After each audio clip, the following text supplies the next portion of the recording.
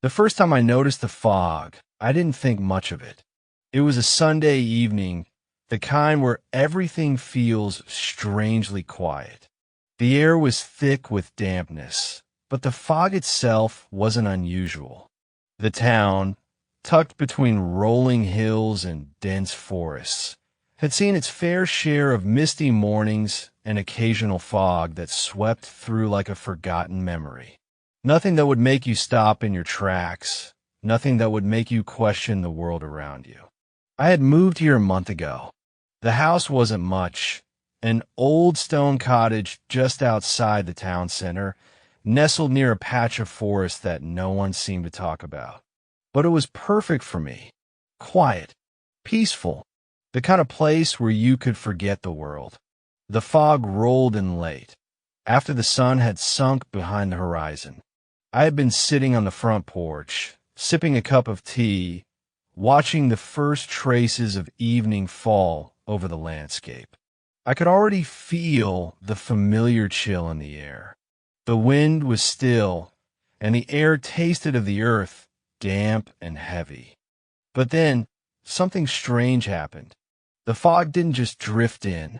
It rolled in, thick and fast. It poured over the hills like a living thing, pushing forward with a strange, almost unnatural force. At first, it was just white mist, hazy and soft, but as it moved closer, I noticed a sharpness to it, like something else was tangled within it. The smell was the first thing that unsettled me. It wasn't the fresh scent of rain or the musky smell of damp leaves. It was like something burned, like ashes. I remember the taste in the air, too. It was subtle, but there. Ash. Dry, bitter, like something was burning in the distance, just out of sight. I stood up from my chair, setting the teacup down with a trembling hand. My heart began to race, though I didn't know why. I had lived in fog before, in places far colder than this, and I'd never felt anything but calm. But this felt different. It felt wrong. The fog reached the edge of my porch, curling around the steps in slow, deliberate swirls. I stepped back, feeling an unfamiliar chill creep across my skin. And then, as the fog touched my skin, I tasted it again, ash thick and dry, coating my mouth like I had just inhaled smoke. It wasn't like any fog I had experienced. This wasn't just water vapor hanging in the air. This was something else entirely. Something alive. I stood there, frozen, not daring to step into it, but not wanting to go inside either. There was a pressure building in the air around me. The quiet of the night had deepened, and the normal sounds of crickets and rustling leaves had stopped altogether. I reached for my phone, feeling a strange compulsion to capture it somehow, but I froze when I saw the time. It was already past 10, much later than I'd realized. I hadn't been sitting there for hours, just moments. My phone flickered once, then went black. My heart pounded as I fumbled with the device, but the screen remained lifeless. There was a knock at the door. I jerked in surprise, my pulse quickening. Who would be visiting this late, especially in this fog? It was well past the time for anyone to be out, and the few neighbors I had were all at least a mile away. I looked through the small window next to the door. Nothing but thick, swirling fog. I could barely make out the outline of my own yard. Then the knock came again. 3 short raps. I don't know why, but something about it didn't feel right.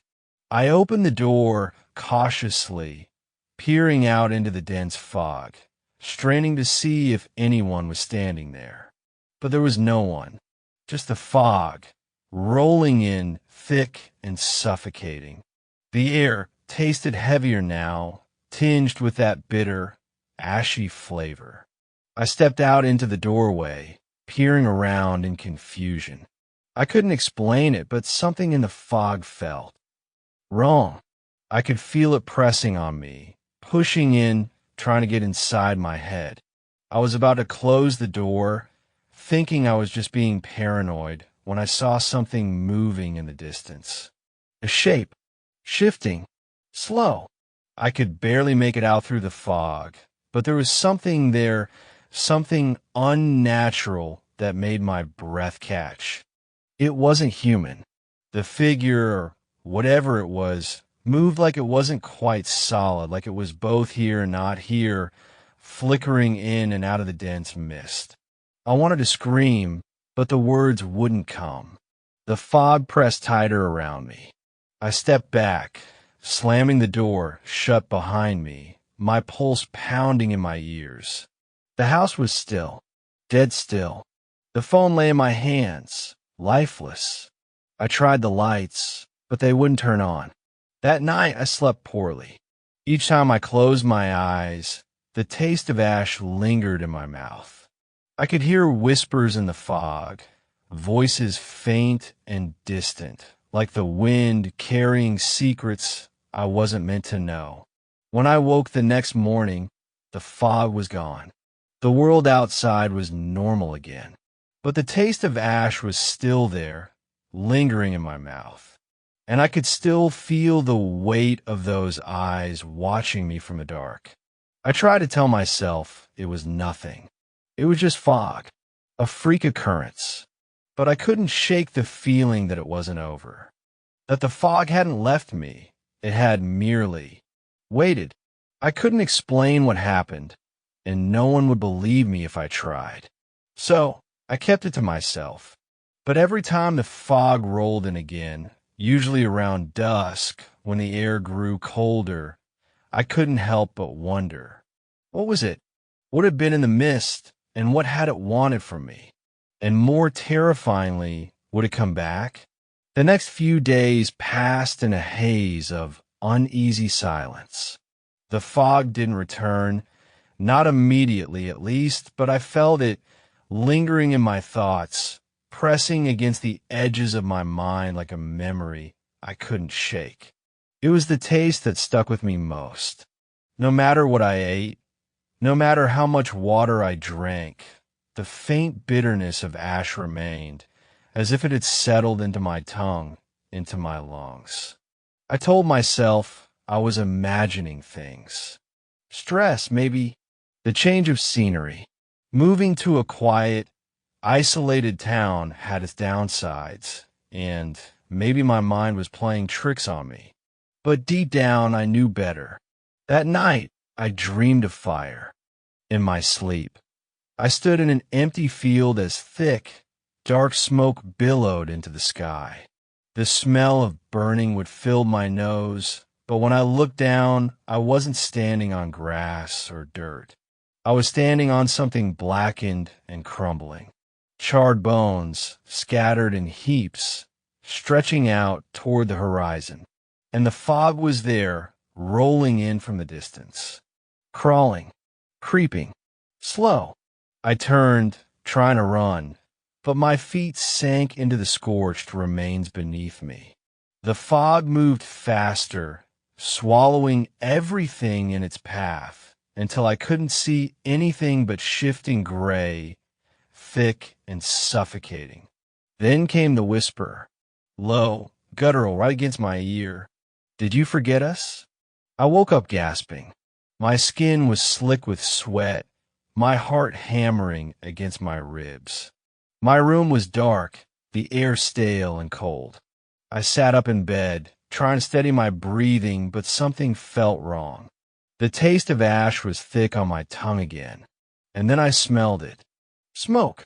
Not the faint, distant scent of a chimney or a bonfire carried on the wind. No, this was closer, stronger. The acrid stench of something burning inside my house. I shot up, stumbling out of bed. My pulse pounded in my ears as I scanned the room.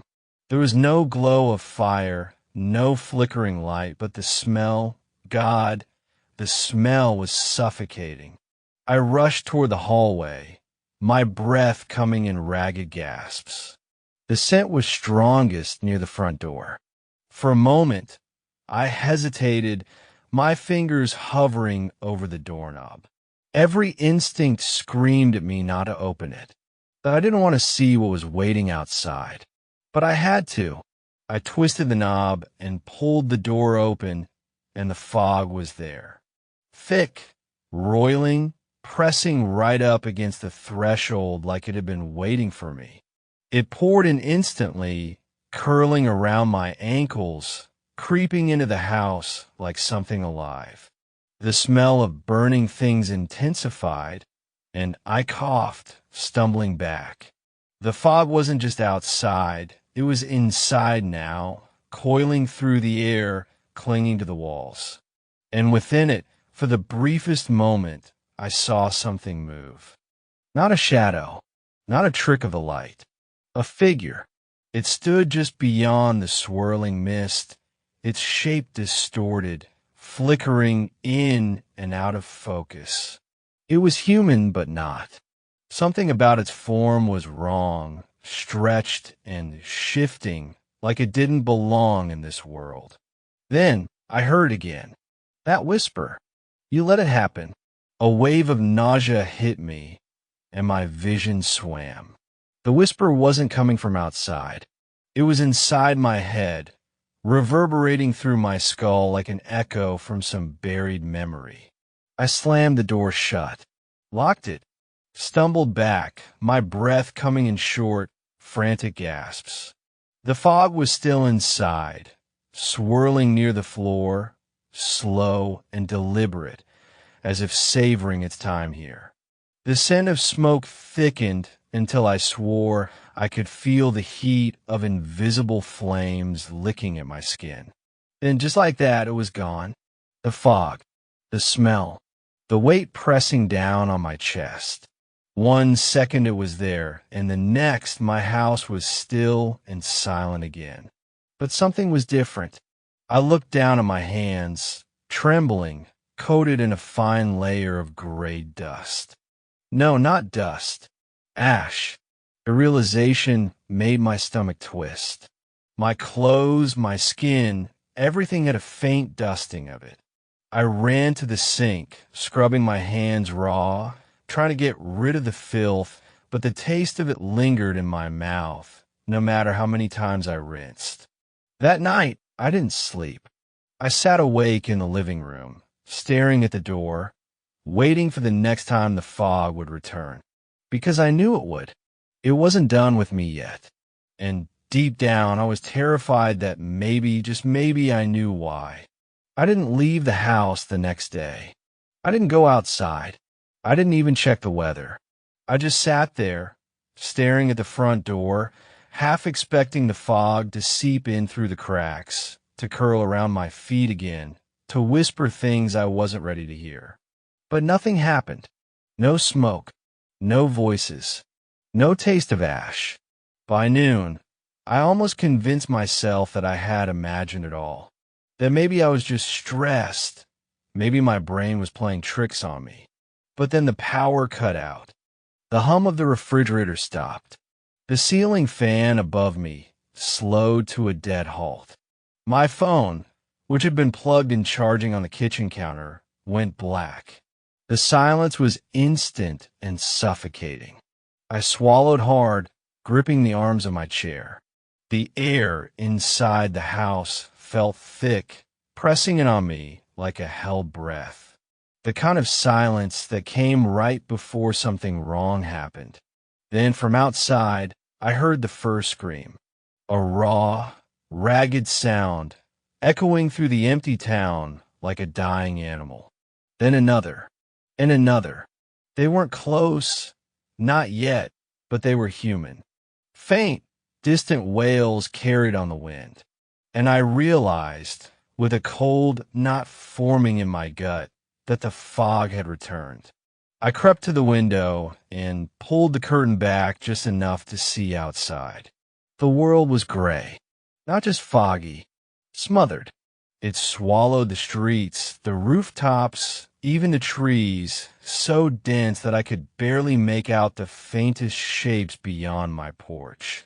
And in that fog, things were moving. I strained my eyes, pressing my forehead against the glass. The figures were shifting, stumbling, writhing in the mist like silhouettes in a dying fire. Some are crawling. Some are dragging themselves forward as if their legs didn't work. They weren't walking. They were convulsing, jerking forward in unnatural movements, their heads lolling at impossible angles. Some reached out with elongated fingers that twitched and grasped at nothing. The closest one turned in my direction.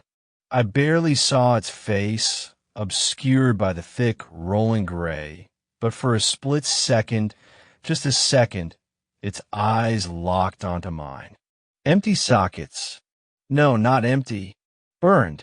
The skin around them was blackened, hollowed out, as if fire had carved away its features. And yet, I felt it looking at me. A noise escaped my throat, half a sob, half a strangled gasp, and I staggered away from the window, heart slamming against my ribs. The screaming outside had stopped. Not faded, not drifted away. Stopped, as if someone had cut the sound from the world. Then a slow, deliberate knock sounded against my front door. I froze. The knock came again. 3 beats. Hollow and patient. I opened my mouth to call out, to say who's there, but the words never left my throat. Because I already knew. I don't know how, but I knew. It was them. The burned ones. The ones in the fog. And they wanted me to open the door. The knocking stopped, but the silence it left behind was worse. I pressed my back against the wall, my breath coming in short, shallow gasps. My house was completely dark now, the power still out. The only light came from the window, where the thick fog outside glowed a sickly, pale gray. And I wasn't alone anymore. I could feel them, just beyond the door, just past the thin walls of my house. Watching, waiting. Then, softly, barely above a whisper, I heard them. Come outside. The voice wasn't deep or monstrous. It wasn't inhuman. That's what made it worse. It was familiar. A voice I should have remembered. A voice I should have known. You can't hide forever. My body moved before my mind could stop it. I didn't want to go to the door, but my feet carried me forward anyway, slow and hesitant, like something was pulling me toward it. The fog outside shifted, pressing up against the windows. Shadows moved within it, their shapes stretching and distorting, shifting like smoke caught in an unseen wind. My fingers hovered over the lock. Then, just as I was about to turn it, a sharp bang sounded from behind me. I spun around, my pulse slamming against my throat. It had come from the back of the house. Something was inside. I stepped away from the front door, my skin cold, my hands trembling. The wooden floor creaked beneath my feet as I moved toward the sound, my heart hammering with every step. The air felt thick and hot. The taste of ash grew stronger, coating my tongue like poison. I reached the hallway, and that's when I smelled it again. Smoke. Not faint this time. Not distant. Strong. Overpowering. Like something was burning inside the house. I turned the corner and froze. The hallway was filled with fog. Dense, swirling, curling along the floor like living tendrils. It shouldn't have been possible. The doors were shut, the windows locked, and yet it was inside. And at the end of the hall, standing just beyond the shifting mist, there was someone there. I couldn't see their face. The fog twisted around them, distorting their features. But I could see their shape, the slight tilt of their head as they watched me. Then, slowly their mouth opened, and they screamed, a raw, blood-curdling wail, splitting through the silence like a jagged knife. The sound was wrong, warped and layered, as if a dozen voices were screaming at once, overlapping in a chorus of pain and rage. I stumbled back, my hands slamming over my ears. The walls trembled. The floor beneath me shook.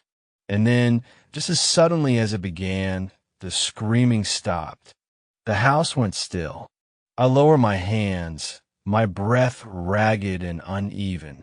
The figure at the end of the hall was gone, but the fog remained, and in its swirling depths, I saw something, a memory, come flooding back. A fire, a burning building, people trapped inside, their voices screaming for help. And me, standing outside, watching, doing nothing. The taste of ash filled my mouth, bitter and suffocating. That's when I understood. The fog wasn't random. It had never been random. It had come for me, because I had let them burn. And now, they were coming to take me back with them. I couldn't breathe. The memory had hit me like a flood, crashing through the fragile walls of my mind. The fire, the screaming, the faces pressed against blackened windows, mouths open in silent pleas. And me, standing there, watching. I stumbled back, my knees nearly giving out beneath me. My stomach twisted violently, and for a moment, I thought I might vomit. It wasn't just a nightmare. It wasn't a trick of the fog. It was real. I knew it was real. And that meant the knocking at my door started again. Slow, deliberate. I turned, my vision swimming. The fog curled through the hallway like reaching hands, filling the house with the scent of scorched wood and something worse, burned flesh. It's time. The voice came from right behind me. I spun around and came face to face with them. Their skin was blackened, peeling, flaking off in patches. Their eyes were hollow pits, their mouths twisted into shapes that might have once been human. There were so many of them, crawling from the fog, emerging from the walls, clawing their way out of the darkness. Their bodies weren't right. Their limbs were too long. Their fingers curled like charred branches. Some of them twitched and convulsed, their heads jerking at unnatural angles. They were the ones I had left behind, the ones I had let burn. Come with us. I stumbled back, but my feet wouldn't move fast enough.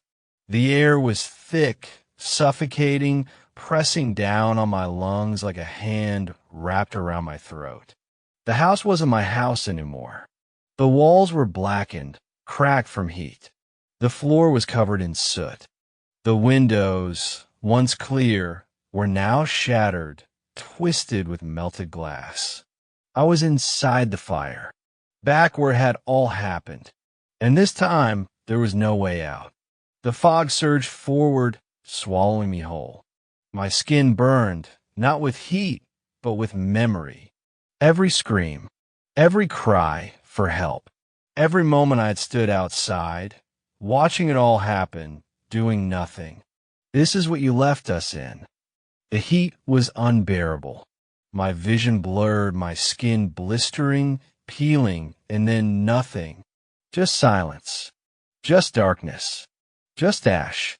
They found my house abandoned 3 days later. The power was still out. The doors were locked from the inside. No sign of me. The only thing left behind was a thin layer of soot covering every surface and the faintest smell of smoke in the air. The fog never came back. But some nights, when the wind is just right, the town still carries the scent of something burned. Something forgotten. Or maybe something is waiting.